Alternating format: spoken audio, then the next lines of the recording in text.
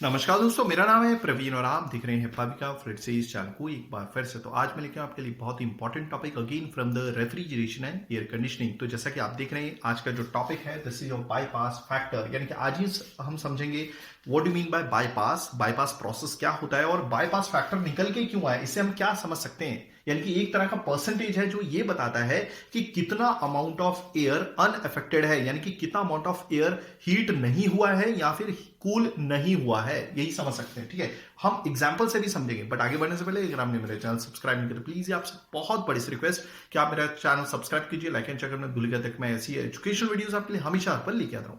और इसी वीडियो के डिस्क्रिप्शन बॉक्स में अगर आप देखें तो आपको एक लिंक मिलेगा जहां से आप इसी चैप्टर, यानी कि जो हमारे चैप्टर का नाम है that is your introduction to refrigeration and air conditioning, एक और चैप्टर में हम इसी वीडियो को इंक्लूड कर लेंगे। This is your applied psychometry and heat load calculations. ठीक है, तो आप यहीं से आप तमाम topics, derivations, university solve questions download कर सकते हैं, अपने फ्रेंड्स को भी सजेस्ट कर सकते हैं। और आए दिन काफी सारे कमेंट्स आते हैं कि सर आपकी वजह से हमारा fluid mechanics, then your fluid machines, heat transfer strength of material में बहुत अच्छे मार्क्स हैं, तो ये सब आप ही के सपोर्ट की वजह से, मैं तो यही बोलूंगा। ठीक है, और एक छोटी सी रिक्वेस्ट है कि अगर आपको लगता है हमारी वजह से आपको कुछ बेनिफिट हुआ है, नॉलेज में बेनिफिट हुआ है, ओके, आपके मार्क्स बहुत यूनिवर्सिटी एग्जाम में बहुत अच्छे आए हैं, ठीक है, क्योंकि आए दिन कमेंट्स आते हैं फ्लूइड मैकेनिक्स के ऊपर। ठीक है, तो आपको जो भी ठीक ठाक अमाउंट लगे वो आप डोनेट कर सकते हैं, उसका भी लिंक डिस्क्रिप्शन बॉक्स में दे दिया गया। तो चलिए स्टार्ट करते हैं हमारा आज का process, that is your bypass factor. ठीक है, अब देखिए बाईपास प्रोसेस क्या होता है, सबसे पहले सिंपल लैंग्वेज में हम समझ लेते हैं। ठीक है, सपोज एक रास्ता है,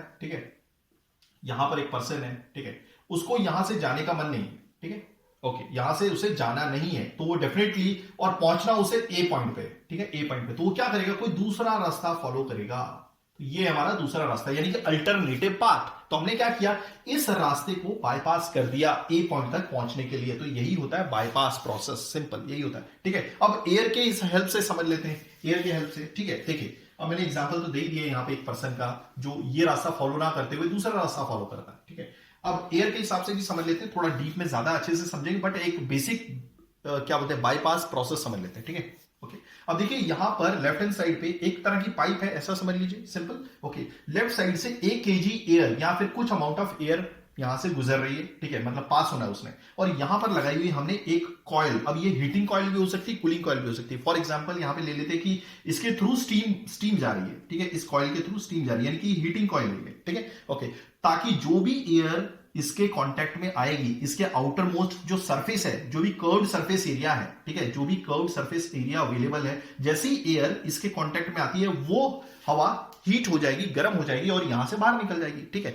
बट हमने ये देखा कि कुछ अमाउंट 1 केजी एयर में से, मान लीजिए लेफ्ट हैंड साइड से 1 किलो एयर आ रही है, ठीक है, उसमें से 0.2 किलो एयर जो है, ठीक है, वो ऊपर से निकल जाती है, 0.2 किलो केजी एयर ऊपर से निकल जाती है और उसके टेम्परेचर में कोई भी चेंज नहीं आता। क्लियर हो गया? ओके, बट जो बाकी बची हुई 0.8 केजी एयर थी 1 केजी में से, वो तो इस हीटेड सरफेस के कांटेक्ट में आ गई और गर्म हो गई। ठीक है, ओके, मान लीजिए TD3 का जो टेम्परेचर है, यानी कि स्टीम कॉइल का जो टेम्परेचर है 50 डिग्री सेल्सियस है।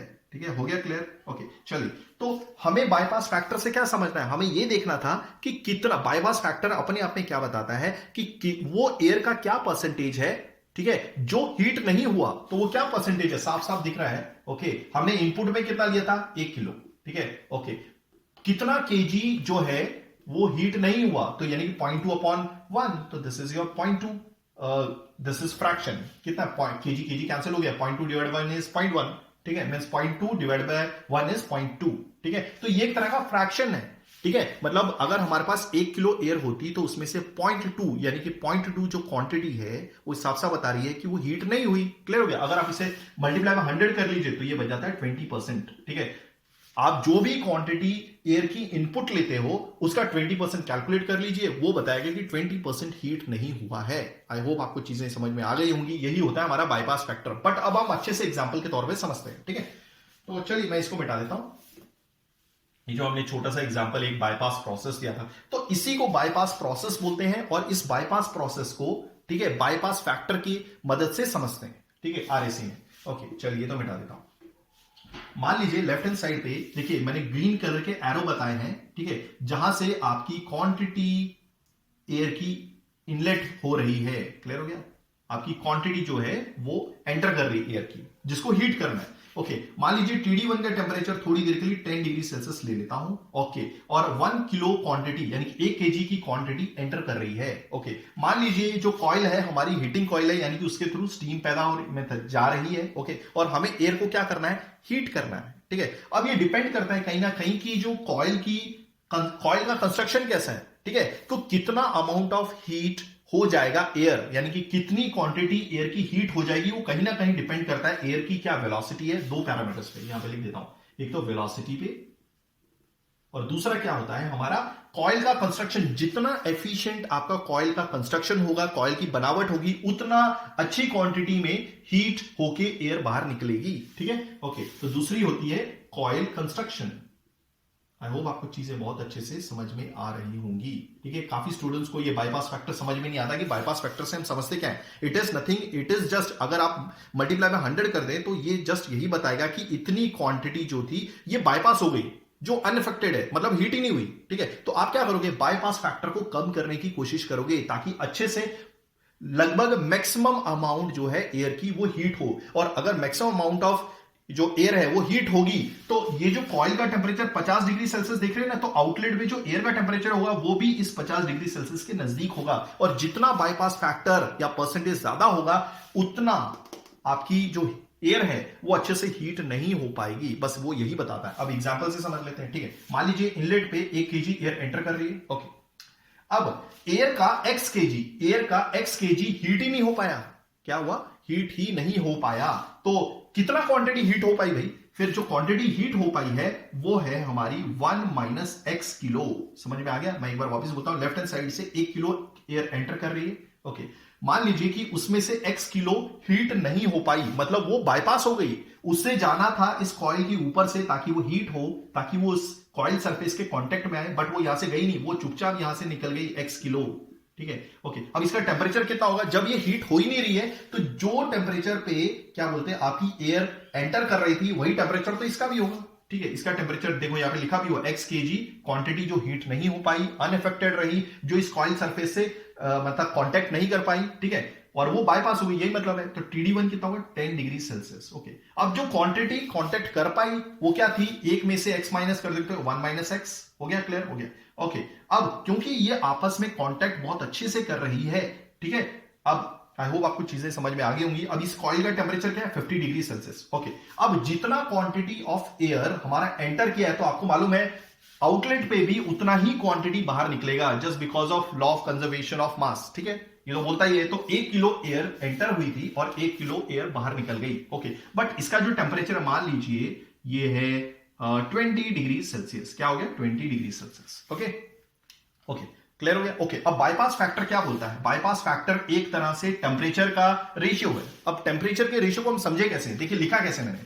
ठीक है, मैं कैसे लिखा है बाईपास फैक्टर, बाईपास में यहां पे लिखता हूं बाईपास फैक्टर, मैंने लिखा कैसे। ठीक है, ओके, तो बाईपास फैक्टर को लिखने का तरीका क्या है, TD3 याद रखिएगा सबसे ज्यादा टेम्परेचर होता है क्योंकि हीटिंग कॉइल है तो डेफिनेटली टेम्परेचर भी ज्यादा होगा। TD3 minus outlet temperature.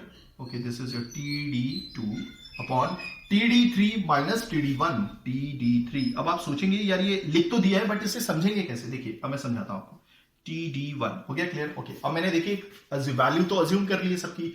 TD1 था 10 डिग्री सेल्सियस, जो हमारी जिसके थ्रू यानी कि हीटिंग कॉइल थी, हीटिंग कॉइल का टेम्परेचर क्या है 50 डिग्री सेल्सियस, आउटलेट में 20 डिग्री सेल्सियस हो रहा है। ठीक है, ओके, अब इसको वैल्यू को पुट करके देखिए। ठीक है, ओके, TD3 का टेम्परेचर कितना है 50 माइनस 20, मतलब आउटलेट में देखिए एंटर हुआ था 10 डिग्री सेल्सियस पे, आउटलेट जो बाहर निकल रहा है 20 डिग्री सेल्सियस। अब हम इससे बाईपास फैक्टर कैसे निकालेंगे, यानी कि परसेंटेज फैक्टर कैसे निकालेंगे बाईपास फैक्टर।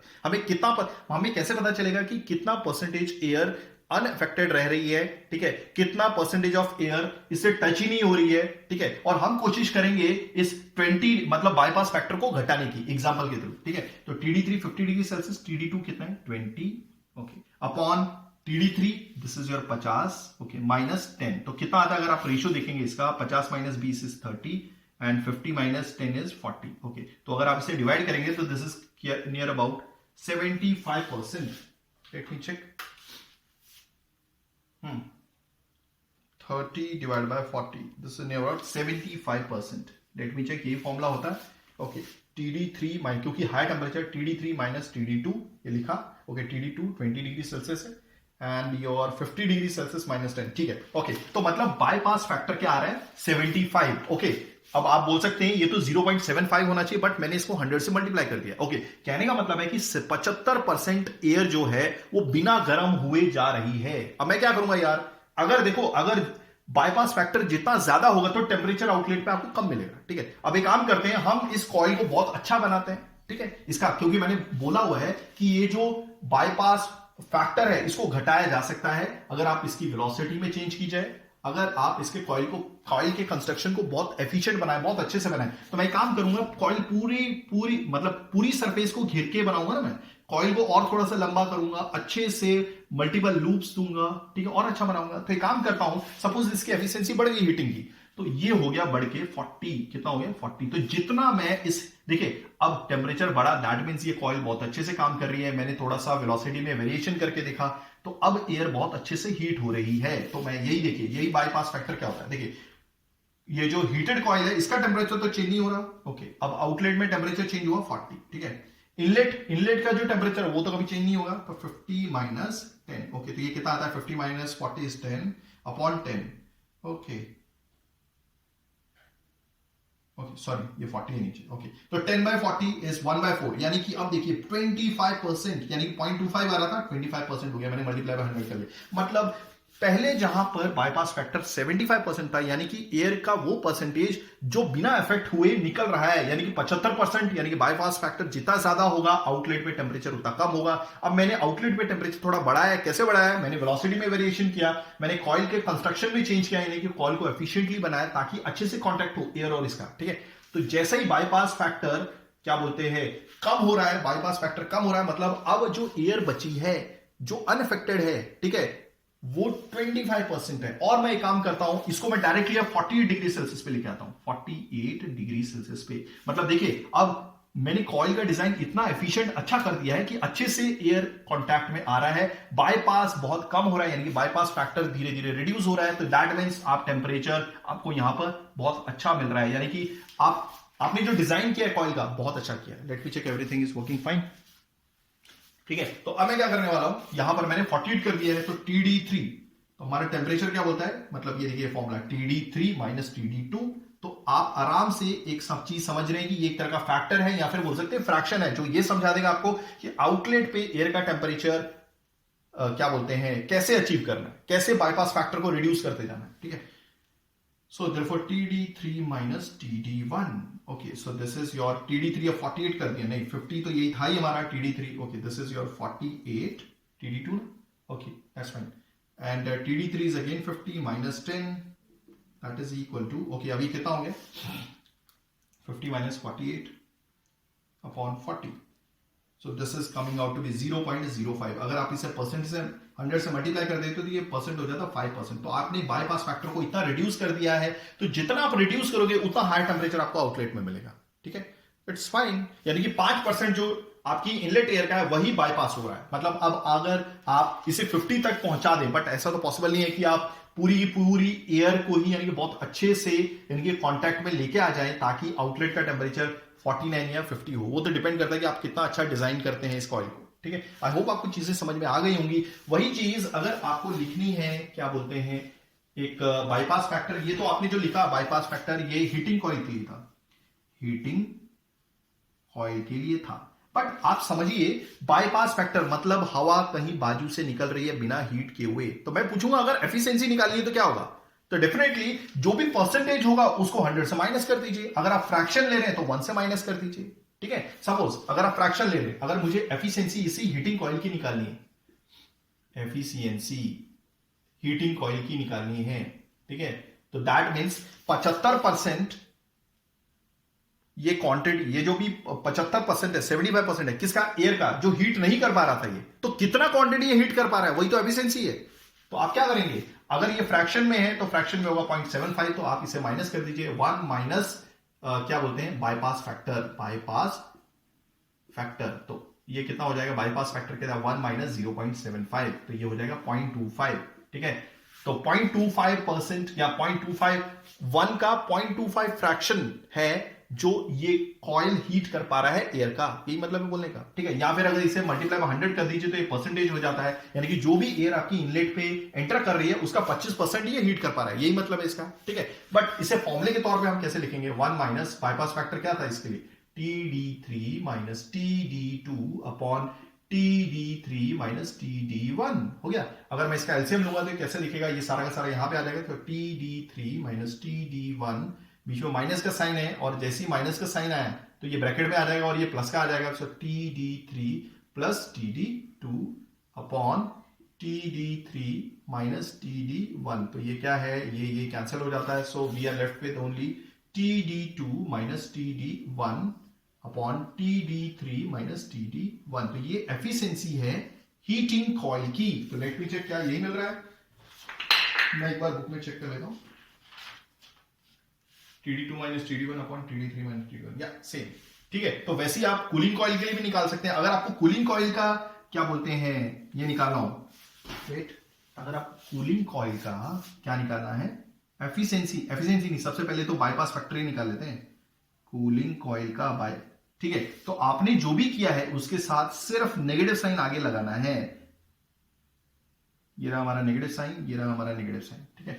तो नेगेटिव साइन जैसे ही आ जाता है तो वैसे तो आप चाहें तो कैंसिल भी कर सकते हैं, इसमें कोई वो दो राय नहीं है। तो ये इसको मैं मिटा देता हूं ताकि मैं यहां पे लिख दूं,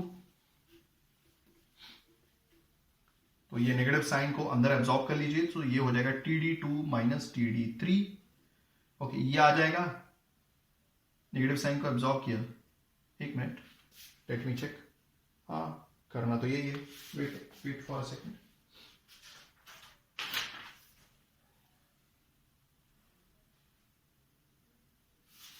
या सही है, आपने नेगेटिव साइन यहां पे लगाया तो ये माइनस हो जाएगा और ये प्लस हो जाएगा, तो सही तो है, ओके। यहां पर भी आपने नेगेटिव साइन एब्जॉर्ब किया, मीनिंग वही है, ठीक है, सिर्फ नेगेटिव साइन लगाया और कुछ नहीं है। जो मैंने हीटिंग कॉइल के लिए समझाया वही आपको कूलिंग कॉइल के लिए समझना है, ठीक है। वहां पर भी वो पता चल जाएगा कि कितना क्वांटिटी कूल नहीं हुई है, वही तो बाईपास फैक्टर होता है। अगर हम cooling bypass factor cooling coil के हिसाब से समझें तो वो ये बताएगा कि एयर की वो कितनी क्वांटिटी है या फिर कितना परसेंटेज है, या फिर बोल सकते हैं एयर का कितना फ्रैक्शन है जो बाईपास हो गया, ठीक। तो ये कितना हो जाएगा, TD1 और ये नेगेटिव, अच्छा ये तो पॉजिटिव हो गया, माइनस TD3, ये बस और कुछ नहीं है। वही अगर आप एफिशिएंसी निकालना चाहते हैं तो 1 माइनस कर दीजिए, 1 minus bypass factor cooling coil का,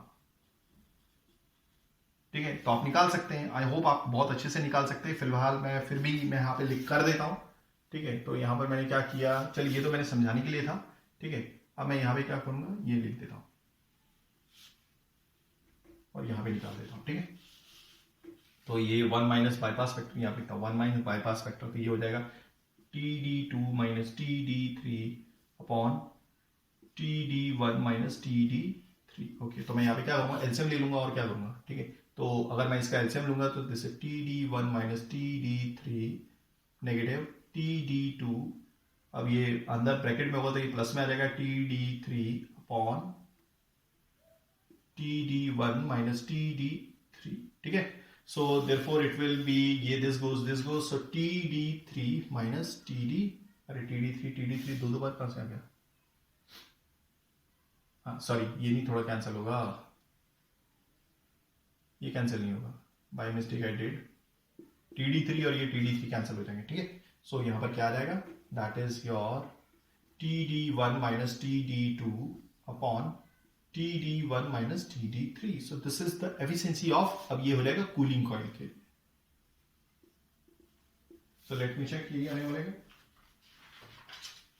TD1 minus TD2 on TD1 minus TD3, so that was the solved, ये है एफिशिएंसी, ठीक है, कूलिंग कॉइल की। सो आई होप आपको चीजें समझ में आई होंगी। अगर आप ऐसी एजुकेशन वीडियोस चाहते हैं तो प्लीज डू राइट कमेंट, मैं पूरी कोशिश करूंगा टाइमिंगली वीडियोस लेके आने की। थैंक्स फॉर वॉचिंग, धन्यवाद, थैंक यू।